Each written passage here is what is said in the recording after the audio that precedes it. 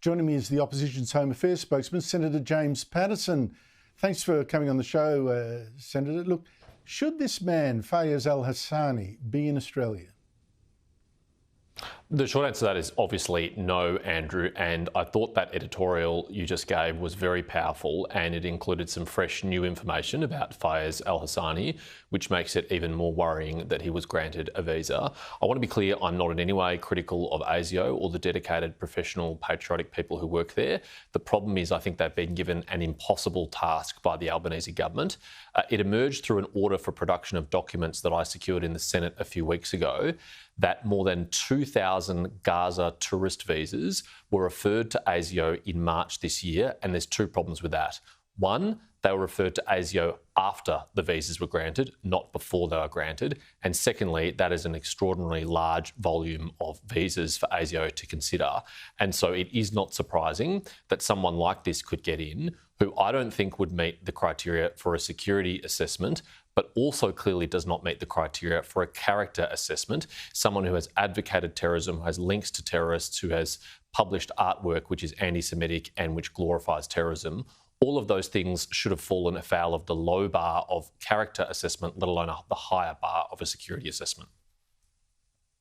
Look, I know politicians are usually very, very anxious not to be seen to be criticising ASIO. I don't know whether you rely on their leaks or you're looking ahead that you've got to work with them.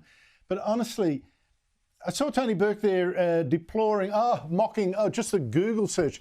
If you can Google this guy's name and see all these links, just a simple Google search, I'm not even an ASIO operative, then you've got to wonder, surely, how ASIO missed all those red flags, or worse, how it didn't miss them and still didn't get the government to boot him out. Andrew, I think we all saw what the problem was today. It was standing in question time. And the problem's name is Tony Burke and the other problem's name is Anthony Albanese. Because even when presented with this information on the front page of a newspaper, they were both unmoved by it. They were both unconcerned by it. They both didn't see what the problem was. I mean, Mike Burgess, as ASIO Director General, has publicly set out the test here. In his interview with 7:30 with Sarah Ferguson, he said anybody who'd simply tweeted in support of Hamas or tweeted in support of the destruction of the State of Israel is a security problem from Australia and, quote, would not pass muster. Now, Fayez Al-Hassani has done far more than just tweet in support of terrorist organisations. Through his family members, he's directly linked to those terrorist organisations. As you've documented, he has publicly hosted them at his institute. He did a press conference with them. He advocated their cause. I mean, all of those things should be enough information now that they are in the possession of the minister and the government to act, and yet still they are not. So I think it's very clear what the problem here is, and it's the Labor Party. Oh, well, let's not forget that the ASIO boss a month earlier, or more than a month earlier, had said, well, if they merely advocate for Hamas, that's not necessarily a reason we'd throw them out. It had to be more active than that. So I don't know. I think he spoke, frankly, the first time, unfortunately. But here's another ground for him to be thrown out. You've put the case very well. I'll tell you something else. To apply to come in here as this tourist or whatever, he should have answered honestly.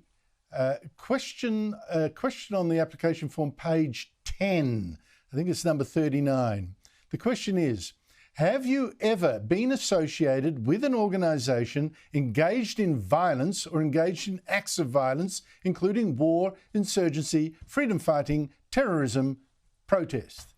Now, if he answered honestly, yes, I have, half my family's in that, he should have been stopped.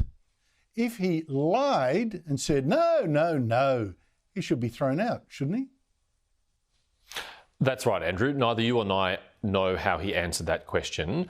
But as you say, if he fessed up to being associated with a terrorist organisation, his visa never should have been approved in the first place.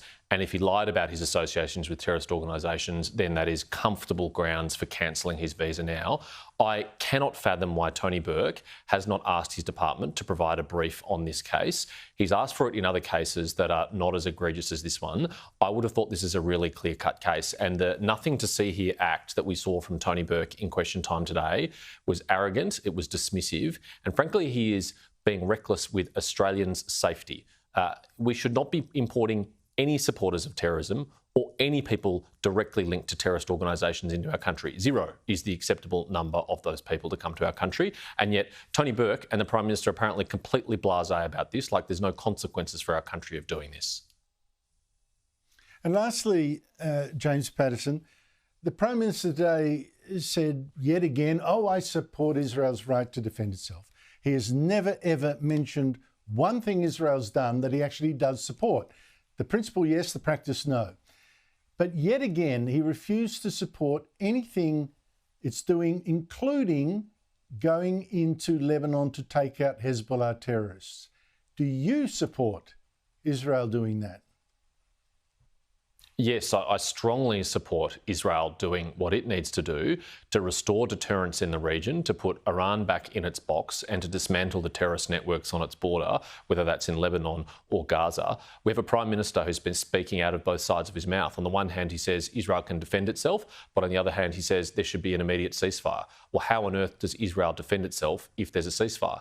The Foreign Minister, Penny Wong, has said that Hamas has no role in the future governance of Gaza, but there should be a ceasefire. Well, how does she think we're going to get Hamas out of Gaza if not through the IDF? I mean, this government is completely divided on this issue, can't give an honest answer on this issue because they are torn between the national interest and our national security interest and their electoral interests.